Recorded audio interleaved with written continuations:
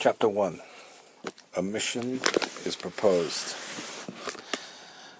I had just finished breakfast and was filling my pipe when I got Bullivant's telegram. I was at Furling, the big country house in Hampshire where I had come to convalesce after Luce, and Sandy, who was in the same case, was hunting for the marmalade. I flung him the flimsy with the blue strip pasted down on it, and he whistled. "Hello, Dick. You've got the battalion. Or maybe it's a staff billet. You'll be a blighted brass hat, coming it heavy over the hard-working regimental officer. And to think of the language you've wasted on brass hats in your time." I sat and thought for a bit, for the name Bullivant carried me back 18 months to the hot summer before the war. I had not seen the man since, though I had read about him in the papers.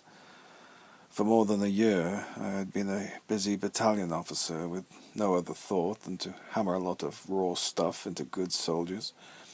I had succeeded pretty well, and there was no prouder man on earth than Richard Hannay when he took his Lennox Highlanders over the parapets on that glorious and bloody 25th day of September. Luce was no picnic, and we had had some ugly bits of scrapping before that. But the worst bit of the campaign I had seen was a tea party to the show I had been in with Bullivant before the war started, during the 39 Steps affair. The sight of his name on a telegram form seemed to change all my outlook on life.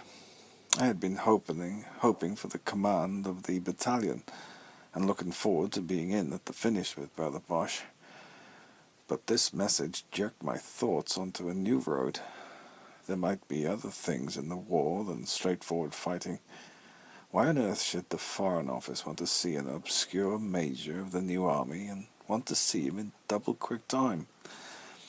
"I'm going up to town by the train, Sandy. I'll be back in time for dinner.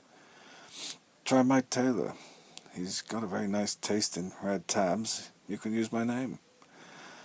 An idea struck me. "Sandy, you're pretty well all right now. If I wire for you, will you pack your kit and mine and join me?" "Righto. I'll accept a job on your staff if they give you a call. If so be as you come down tonight, be a good chap and bring a barrel of oysters from Sweeting's, will you?" I travelled up to London in a regular November drizzle, which cleared up about Wimbledon to watery sunshine. I never could stand London during the war. It seemed to have lost its bearings and broke out into all manner of badges and uniforms, which did not fit in with my notion of it. One felt the war more in its streets than in the field, or rather one felt the confusion of war without feeling the purpose. I dare say it was all right, but since August 1914 I never spent a day in town without coming home depressed to my boots. I took a taxi and drove straight to the Foreign Office. Sir Walter did not keep me waiting long, but when his secretary took me to his room, I would not have recognized the man I had known 18 months before. His big frame seemed to have dropped flesh, and there was a stoop in the square shoulders. His face had lost its rosiness and was red in patches, like that of a man who gets too little fresh air. His hair was much greyer and very thin about the temples, and there were lines of overwork below the eyes. But the eyes were the same as before, keen and kindly and shrewd, and there was no change in the firm set of the jaw. "We must on no account be disturbed for the next hour," he told his secretary. When the young man had gone, he went across to both doors and turned the keys in them. "Well, Major Hannay," he said, flinging himself into a chair beside the fire, "how would you like soldiering?" "Right enough, sir, though this isn't the kind of war I would have picked myself. It's a comfortless, bloody business. But we've got the measure of the old Bosch now, and it's dogged as does it. I count on getting back to the front in a week or two." "Will you get the battalion?" he asked. He seemed to have followed my doings pretty closely. "I believe I've a good chance, sir. I'm not in this show for honour and glory, though. I want to do the best I can, but I wish to heaven it was over. All I think of is coming out of it with a whole skin. He laughed. You do yourself an injustice, Annie. What about the forward observation post at the Lone Tree? You forgot about the whole skin then. I felt myself getting red. That was all rot. I can't think who told you about it. I hated the job, but I had to do it to prevent my subalterns going to glory. They were a lot of fire-eating young lunatics. If I had sent one of them, he'd have gone on his knees to Providence and asked for trouble. Sir Walter's still grinning. I'm not questioning your caution. You have the rudiments of it, or our friends of the Black Stone would have gathered you in at our last merry meeting. I would question it as little as your courage. What exercises my mind is whether it is best employed in the trenches. Is the War Office dissatisfied with me, sir? I asked sharply.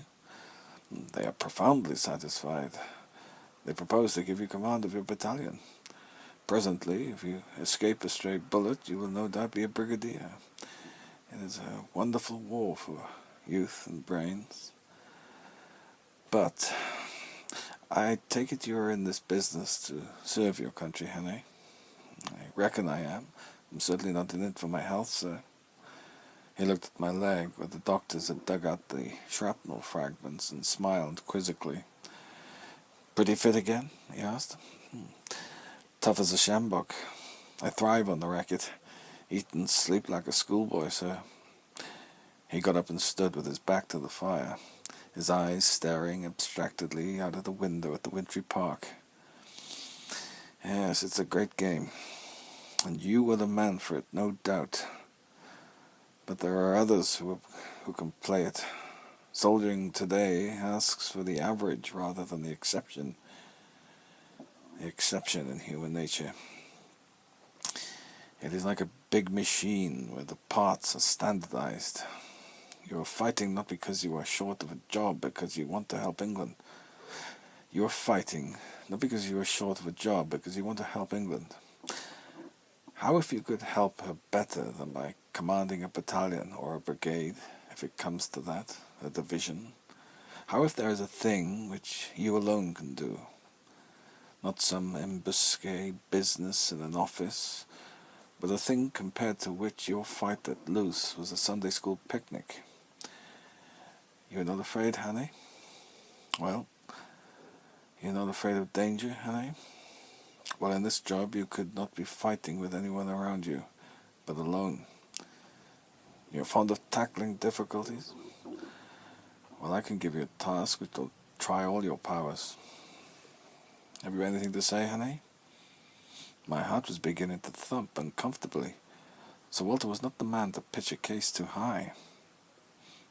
I am a soldier, sir, and under orders. True.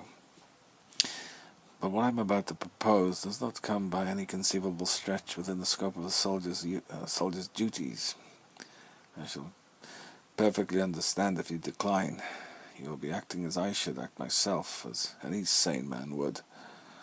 I would not press you for worlds. If you wish it, I will not even make the proposal, but let you go here and now and wish you good luck with your battalion. I do not wish to perplex a good soldier with impossible decisions. This piqued and put me in my mettle. I'm not going to run away before the guns fire, sir. Let me hear what you propose. Sir Walter crossed to the cabinet, unlocked it with a key from his chain, and took a piece of paper from a drawer. It looked like an ordinary half-sheet of notepaper. I take it that your travels have not extended to the east, Hanny? No, sir, barring a shooting trip in East Africa. Have you by any chance been following the present campaign there? I've read the newspapers pretty regularly, sir, since I went to hospital. I got some pals in the Mesopotamia show, and of course I'm keen to know what is going to happen at Gallipoli and Salonika. I gather that Egypt is pretty safe. If you'll give me your attention for 10 minutes, I will supplement your newspaper reading, Hanny.